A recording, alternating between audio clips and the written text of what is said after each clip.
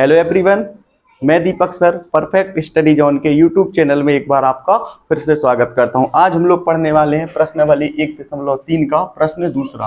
सिद्ध कीजिए कि 3 + 2 × 5 एक अपरिमेय संख्या है। देखिए, इतना तो हम जानते हैं कि करणी 5 जो है ना, वह कौन सी संख्या है? अपरिमेय संख्या है। और सह अभाज्य पूर्णांक क्या होते हैं, भाज्य अभाज्य संख्याएं क्या होती हैं, इसके बारे में मैंने आपको एक वीडियो बनाया हुआ है। तो वहां जाकर के आप उस वीडियो को देख सकते हो, जिसकी लिंक जो है वह डिस्क्रिप्शन बॉक्स में दी गई है। तो हम क्या करेंगे, अभी ये हमको पता तो है कि 3 + 2 × 5, क्योंकि करणी 5 अपरिमेय संख्या है। तो यह पूरी की पूरी जो संख्या है ना, वह कौन सी संख्या है? अपरिमेय संख्या है। लेकिन हमको इसको सिद्ध करना है। तो सिद्ध करना रहेगा ना, तो हम क्या करेंगे, इसके P/Q के रूप में इस संख्या को मान लेंगे। P/Q का मतलब क्या होता है? अंश और हर। तो परिमेय संख्या जो होती है ना, उसको हम P/Q के रूप में लिखते हैं। ठीक है, हम क्या करेंगे, इसको P/Q के रूप में, यानी ये वाली संख्या जो है ना, इसको हम परिमेय संख्या मानेंगे। तो इसके बटे में हम 1 लिख लेंगे। ठीक है, तो इसके बटे में हम क्या लिख लेंगे? 1 लिख लेंगे। तो अब इसके बाद देखिए क्या करेंगे, इस संख्या के बटे में भी 1 होगा और इस संख्या के बटे में भी 1 होगा। तो हम क्या करेंगे, यहाँ से जो 3/1 है ना, इसका पक्षांतरण करके हम P और Q के साथ में हम इसको लिख देंगे। क्योंकि जो 3 है ना, 3 तो आपका परिमेय संख्या है, क्योंकि 3 पूर्णांक है और कोई भी पूर्णांक होता है तो वह परिमेय संख्या होता है। तो हम इसको इस साइड ले आएंगे पक्षांतरण करके। तो यहाँ पर आपका हो जाएगा P/Q - 3/1 और यहाँ पर आपका बचेगा 2 × 5। क्या किया है हमने इसका किया है पक्षांतरण। पक्षांतरण का एक सरल पैटर्न होता है, आप इस पैटर्न को समझ लीजिए। मान लीजिए बराबर के दाहिने हाथ पर अभी आपकी कौन सी संख्या है? एक परिमेय संख्या है। P/Q क्या है? परिमेय संख्या। हमने क्या किया है, जो हमारा लेफ्ट हैंड है, यानी बराबर के इस साइड वाला जो मेरा हाथ है, लेफ्ट हैंड है, तो वहां पर 3/1 जो थी ना, 3/1 जो थी वह परिमेय संख्या। तो हमने इस परिमेय संख्या को उठा करके दाहिने हाथ पे लेकर के आए। तो जब हमने 3/1 को इस साइड लेकर के आए हैं, तो इसके जो प्लस का निशान था वो निशान बदल गया है माइनस में। क्योंकि पक्षांतरण का मतलब होता है कि जब आप कोई भी दाहिने हाथ की संख्या को बाएं हाथ तरफ ले जाते हो तो निशान बदल देती है, या फिर कोई भी बाएं हाथ की संख्या को आपके दाएं हाथ तरफ लेकर के भी आते हो तब भी निशान बदल देती है। तो ये वाली संख्या जो थी वह मेरे लेफ्ट हैंड पे थी, इसको राइट हैंड साइड पर लेकर के आया हूं, तो इसका जो निशान था ना वह बदल गया। अभी ये प्लस का था यहाँ पर, यहाँ हो गया माइनस का। तो आपको समझ में आ गया होगा कि पक्षांतरण क्या होता है। अब देखिए, इसको मैं आपको एक उदाहरण के माध्यम से समझा रहा हूं। जैसे यहाँ पर 5/7 और 6/5 दिया हुआ है। ठीक है, तो इसके उदाहरण के माध्यम से समझिए कि ये किसी भी कक्षा में इस टाइप के सवाल दिए रहते हैं हर कक्षा में। तो उसका जो बेसिक सा जो कॉन्सेप्ट होता है ना, आपको उस कॉन्सेप्ट को समझना है। देखिए, कॉन्सेप्ट क्या होता है कि जो हर वाली संख्या होती है ना, उसका लिया जाता है एलसीएम। तो यहाँ पर देखिए, हर वाली संख्या का एलसीएम, हर वाली संख्या आपकी 7 और 5 है, तो हम इनका ले लेंगे एलसीएम। 7 एकम 7, यहाँ पर हम इसको पहले 5 से करेंगे, क्योंकि छोटी संख्या से पहले इसको विभाजित करते हैं।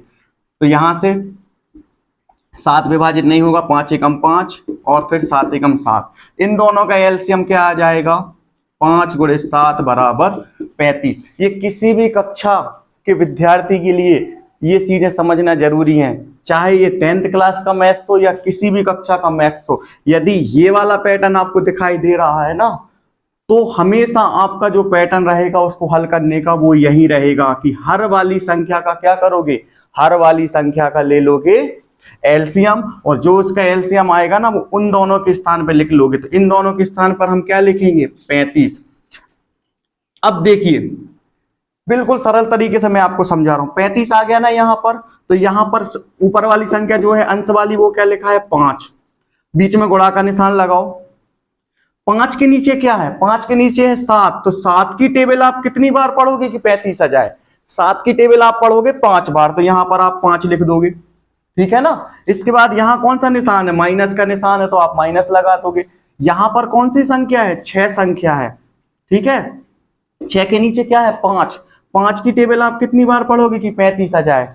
5 की टेबल पढ़ोगे आप 7 बार। तो आपको समझ में आ गया होगा, किसी भी क्लास का मैथ्स हो, यदि इस टाइप से यदि कोई संख्या दी हुई है ना, या फिर माइनस के स्थान पर यहाँ प्लस भी हो सकता है, तो आप इसी मेथड का यूज करोगे।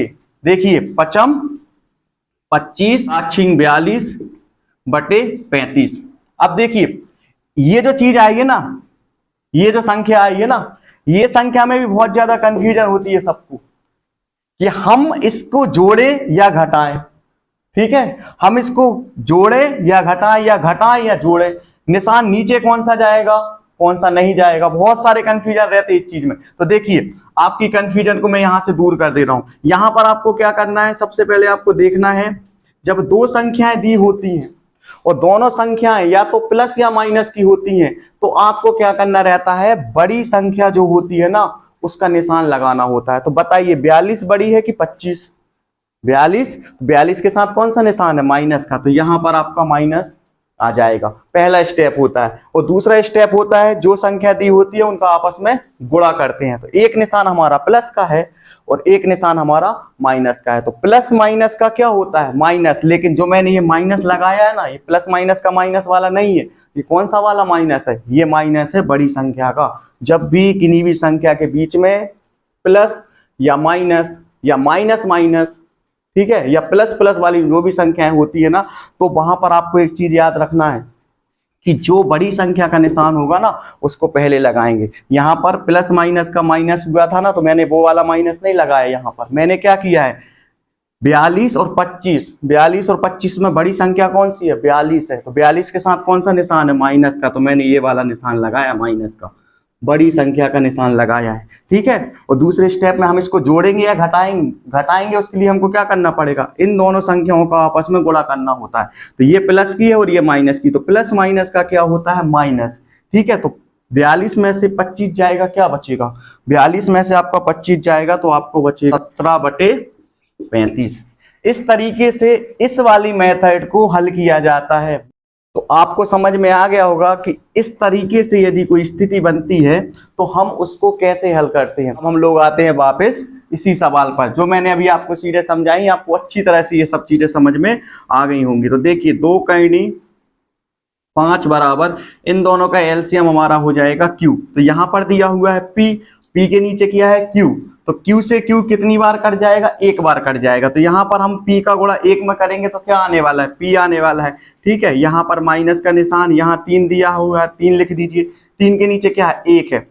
ठीक है, तो यहाँ पर अब Q लाने के लिए हमको इसमें 1 से मल्टीप्लाई कर देंगे तो ये आपका Q आ जाएगा। तो यहाँ पर आपका आ जाएगा Q। अब देखिए अगले स्टेप में क्या करेगी, यहाँ पर जो संख्या दी हुई है ना, इसके बीच में कोई सा भी निशान नहीं है, इसका मतलब होता है यहाँ पर निशान होता है आपका गुणा का। तो गुणा का अपोजिट हो जाता है आपका उल्टा होता है भाग। तो यहां पर जो 2 है ना, इसको अब हम भाग के रूप में लिख देंगे। ठीक है, इस गुणा को हम किसके रूप में लिख देंगे, भाग के रूप में। तो ये हो जाएगा P माइनस 3Q बटे, यहाँ पर 2 आ जाएगा नीचे, तो 2 गुणित हो जाएगा आपका Q। तो ये हो जाएगा आपका करनी 5 बराबर P माइनस 3Q बटे 2 का गुणा Q में करोगे तो आपका हो जाएगा 2Q।